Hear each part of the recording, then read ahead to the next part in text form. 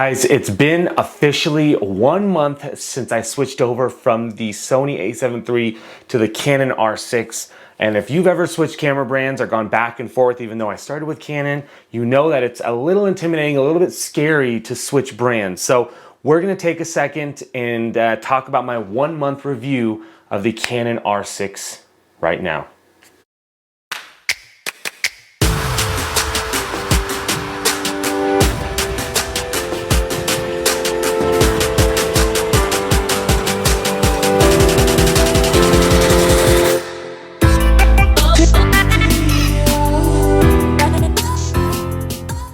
What's up, guys? Welcome back to the channel. This is Jeramie with Jeramie Photography. Thank you so much for tuning in. Guys, if you're new to the channel, please consider subscribing. Video helps you anyway, give a thumbs up, and then click that bell for notifications. It'll tell you every time I come on.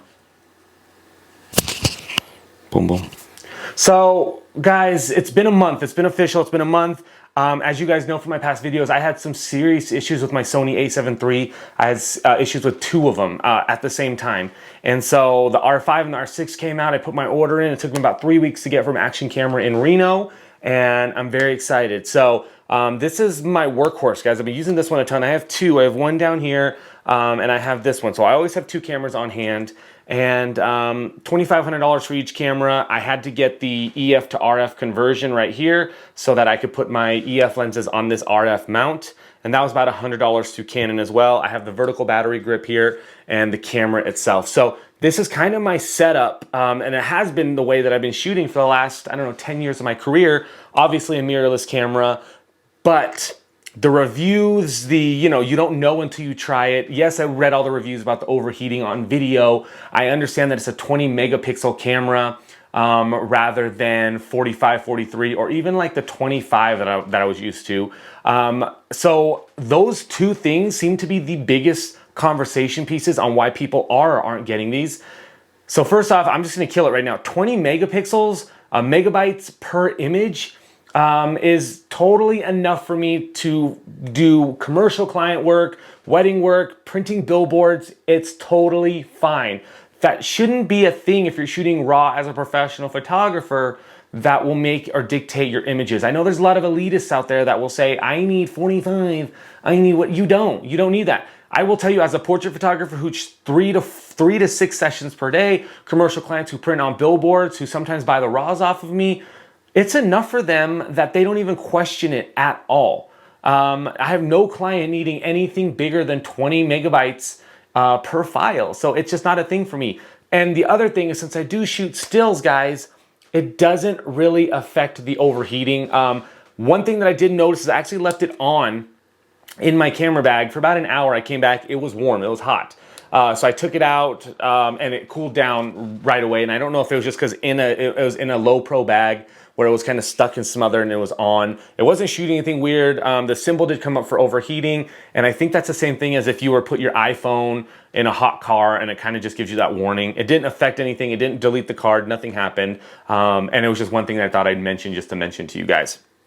But as far as shooting goes, I don't have any overheating issues. I've shot 3 full weddings with this, with both of them on for pretty much the entire day at 10 hours or so. No issues at all.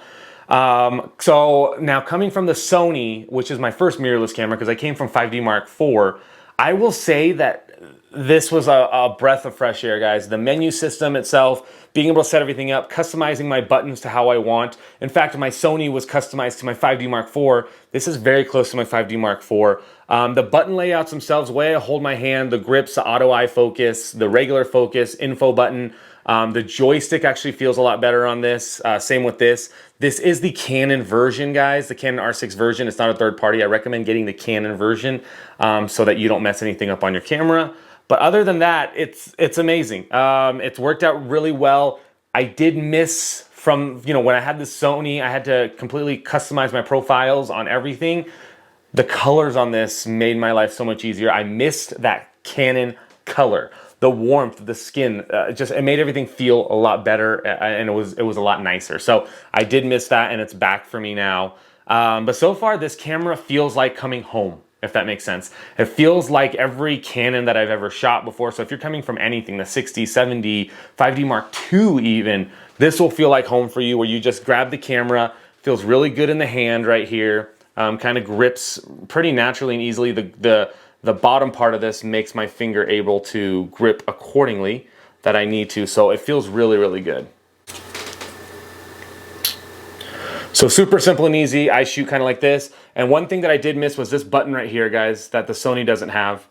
It's this little button right here that I used to use when I shot one-handed. I used to be able to go into, I would switch this from Al servo to one shot. And if I hit it, it was Al servo. And if I didn't, it's one shot. I have turned this into my crop factor. So if I'm shooting, I can hit this button and then switch to 1.6 crop and zoom my camera in naturally, which was one of the things that I didn't know how I was gonna do because I use that so much with Sony. So this camera is amazing. It's beautiful. I'm extremely happy. I had 2 or 3 text messages today where people asking me, what do you shoot with Jeramie? What are you using? And I was happy and easily able to push them to this. I don't use any of the auto functions on this, so I shoot manual. But I will say that anybody that's looking to get any camera, $2,500 for this thing is a deal. It's amazing. It works out really, really well for me. I mean, oh, and also this thing right here, a lot of people ask about the EF to RF. It feels native, which means that when I put my lenses on, my EF lenses, it feels like it's part of it. There's no weird conversion that I need to do. There's no, you know, there's no weird boxes that show up. Nothing happens. It just feels like it's part of it. It's like buying an RF lens. So will I go to an RF lens? I don't know. I don't know if I need to. Maybe later if they start making enough for them. But yeah, so far this has been amazing. I've been shooting with it all day today and I love it. So 1 month review, super happy, super relieved that it worked out for me, and I'm glad Canon's back in the mix. In fact, they just did a little teaser for an R7, so we'll see what's gonna happen with that. But thank you guys so much. If you have any questions on this at all, please let me know. I have a few videos out there and I'll keep a bunch going as I start using and progressing it. I will do a full menu setup on how I set it up from beginning to end, so look for that if you're watching this video. On everything I use as a professional wedding, portrait, and event photographer, and I never have to change anything, and how I use my quick menu setup buttons, which format my card and do everything within an instant. Oh, one other thing I forgot to mention. Guys, to format these cards, for some reason on the Sony, when you format a card, it takes like 10 to 30 seconds where you're just sitting there format, waiting for it to go through. This happens in an instant, 1 second, 1.5 seconds at max. I miss that. This is amazing that it does that. And then the other thing is the turn on to turn off time. This, when I hit it right here, turns on right away. That was like maybe what, a second? Let's do it again. Off fully, let's go off. 1,000, 2, 1,000. So 2 seconds, right? Sony took up to 5 to 6 seconds to turn on. So I remember if I'm like shooting a wedding and I accidentally turned it off and I go to turn it on, I'm sitting here looking at here for 5 seconds waiting for the thing to turn on. And it turns on right away. So a couple things that I've noticed on that stuff. Anywho, thank you guys so much. Hope you're having a good day. Talk to you next time.